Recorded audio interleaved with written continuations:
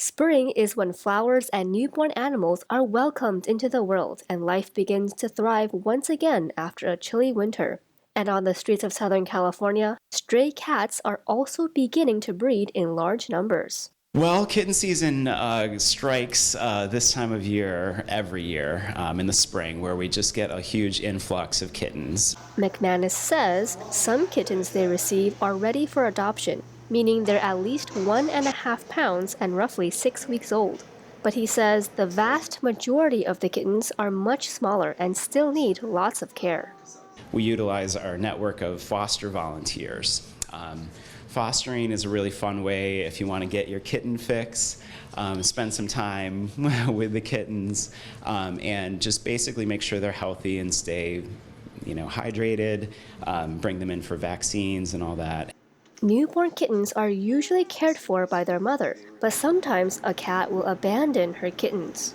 So it is kind of a delicate situation because if they're with their mother, that's actually kind of the best case scenario.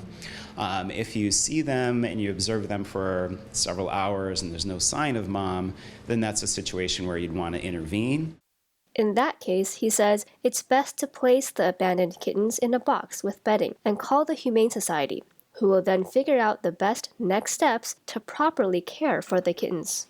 McManus explains that shelter staff members will usually conduct physical examinations, flea removal, and weighings for the kittens. The kittens must then be vaccinated and sterilized. Once the kittens are ready, they will be placed in foster homes.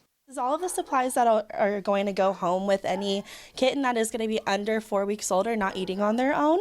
So most importantly, we have our kitten replacement formula. So the mom's milk is the best thing they can get, but if mom's not around, then we can give them this powdered formula. When they're really little, 1 or 2 weeks old, we'll start with a syringe and these little tiny nipples that look like mom. And then once they get a little bit older, they can start using bottles. So that's going to be for like your 3 to 4 week old kittens. And then when they're really little, they don't know how to go to the bathroom on their own. So we're going to have to stimulate them, and we use wipes to do that. Every week we want to go ahead and check their weight, so we have a little digital scale here. That way we can make sure that they're gaining a lot of weight, they're not going to lose any. If they do, then we can get them in to see the vet pretty quickly. We have one of these protein shakers that really helps to mix up the formula, so the powder and the water together to get it really nice and smooth, so it's easy for them to drink, just like mom.